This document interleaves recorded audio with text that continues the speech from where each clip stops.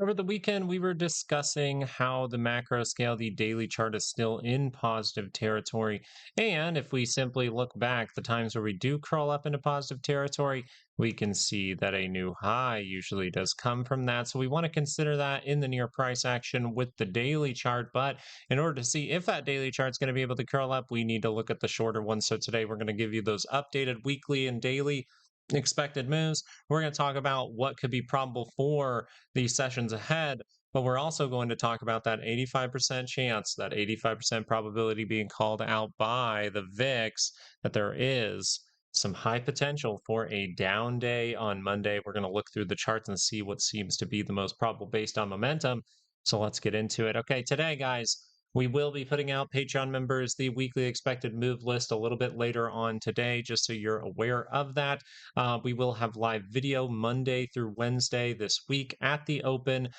Usually that will be about 2 hours. That seems what my wife is very comfortable with. It seems that is the best case for us. So let's talk about some stuff here and then we can watch it together.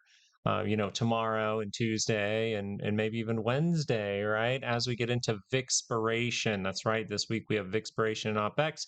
So let's get you those weekly expected moves. We see weekly expected move here in purple, always going to be in purple, just like the monthly is in yellow. The weekly will always be in purple here at 756.14 to the upside, 727.36 to the downside. We very simply see here that if the daily would cross up, we'd probably be going outside of that range. So unless we get a surprise, that seems a little bit less likely. But as we look at the 2 hour chart, we can obviously point out some things here. We can obviously point out that we are in negative territory. So if we're able to curl to the downside, maybe we do want to watch for that 733.79 daily expected move on Monday. Maybe we want to watch upside because right now it's not curled down. So 749.71 to the upside. But we just want to acknowledge here that if this were to cross, then I shouldn't be placing big money all the way up here, right? That doesn't make any sense. If this is crossing down and this is a potential roll over here, that can be a big oopsie going into the end of the month. And I don't really want to be a part of that oopsie. So I have a simple rule of if the 2 hour chart crosses down, I have nothing bullish to really be targeting. If it curls to the downside and some kind of, maybe I'm like, hey, this is the 2 hour roll. I want to see it make a new low. I'm going to take this play down. Just be aware that you could be taking a trade that's going outside of the monthly. It can happen.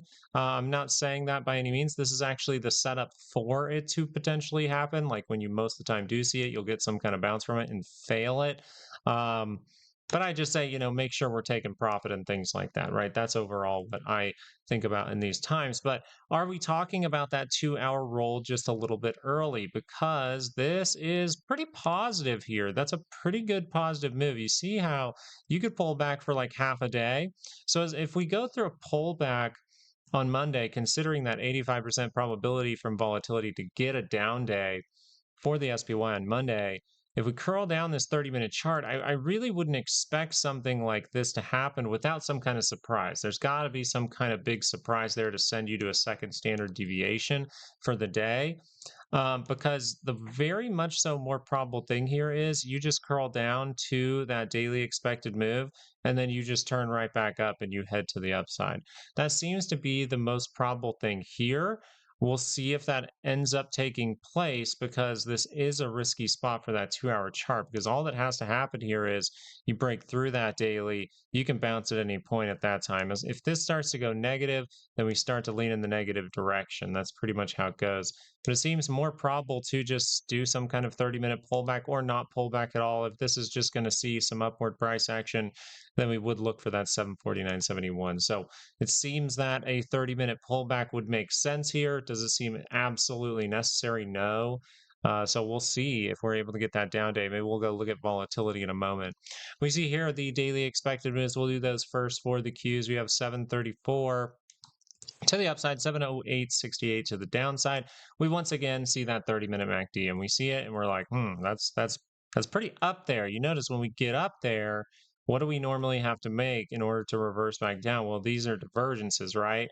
And so if this is the first point, then it's very likely that we at least see this into this, and then we'll see if something bad happens over here. But if we're able to build all the way up to these levels, we might be crossing up daily charts. So we'll see what happens with that. But once again, the Qs, a lot of room to that downside. So if we get that down day on Monday, it seems the most probable thing would be some kind of 30-minute pullback. If the 2-hour, though, is able to cross, if that ends up being more than a pullback, maybe we get a little bit of a surprise because we have such good structure here.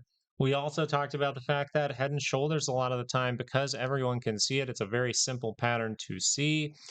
Because that happens, it is violated a lot of the times. We saw a violation over here. That's why we're always ready to react if this turns around.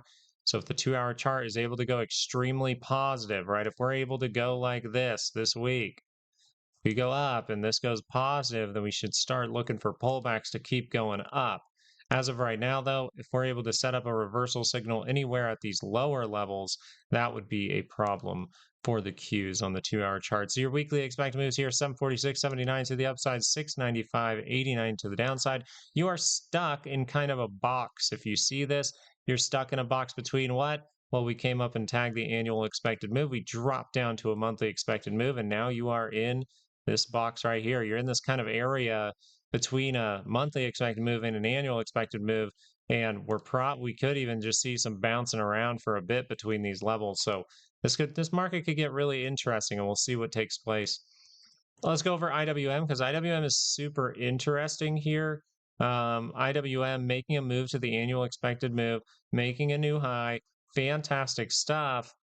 But this is something that's a little bit risky when you consider where the daily is at, because what you would need to see here from IWM for this not to just be a trap in the making, what you would need to see here is a big squeeze.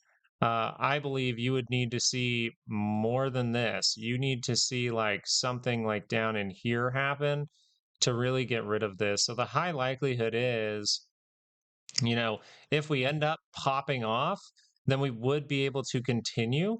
And I'm not taking that off the table. Anything's possible here. But the more likely thing is you go up, you make some kind of reversal signal right here, right now, like a 2-hour divergence or something. And then the daily just does this little cross up and drop, and you would just hold every divergence point. If you're able to do that, that would really say like, hey, here comes the weekly pullback. So we have to consider the 2-hour chart though, and we have to consider our daily expected moves. The 2-hour chart was able to go positive, right? Now it's not crazy positive or anything like that, right? If this just crossed down, hey, it would take like a couple hours, 4 hours maybe to go negative. 296.78 to the upside, 289.12 to the downside. If this is able to curl down, weirdly enough, it is one of those ones that's like, it's a risky curl down, so I don't want to mess around with it and have money risk. But it doesn't necessarily say like this is a very obvious thing, because this is actually an opportunity here. So if the 2-hour is able to curl down, we would still consider pullback first. I don't think that this would be the 2-hour roll that we're looking for in the shape for IWM, but I would consider like that if this really wants to turn down with this type of look right now, and we actually don't get a little bit of a squeeze higher with like just a pullback, that would probably be because of something a lot of people didn't see coming, aka maybe even a black swan at that point. We'll say gray swan. It wouldn't have to be like horrible, but it would have to be a little bit bad. It would have to be pretty bad to, be able to have this amount of implied volatility, this amount of space to the center line for the 30-minute chart above the 5-day moving average, and we go like this on Monday with that high percentage down day. And then by the end of the day, you're just scooping up and turn into the upside and head into a weekly expected move that you can get over on Patreon. So I think that the very likely thing here is paying attention to 30-minute charts early on throughout the week and seeing if Monday we just get a simple 30-minute pullback. There could be a little opportunity in there to target the weekly expected move. It should be pretty interesting. Let's go over to volatility and wrap this up. We see volatility here. Now, this is interesting because it's in no way confirmed. It's closing at the low of the day. You do have things like divergence that could form. You have to say the phrasing of like could form, because this is dropping off pretty significantly, pretty fast. So if this is dropping off significantly fast and I see divergences like this, but the MACD is turned straight down, that RSI was kind of pointed straight down, It's more just like, hey, a divergence can be created here, but I'm not like sitting there going, oh, I'm waiting for a trade for this. I'm just going, if it does, I can react very, very simply. I don't want to be baited into thinking like, oh, there's a massive move from volatility comes until I see this 2 hour chart curl up in the near price action.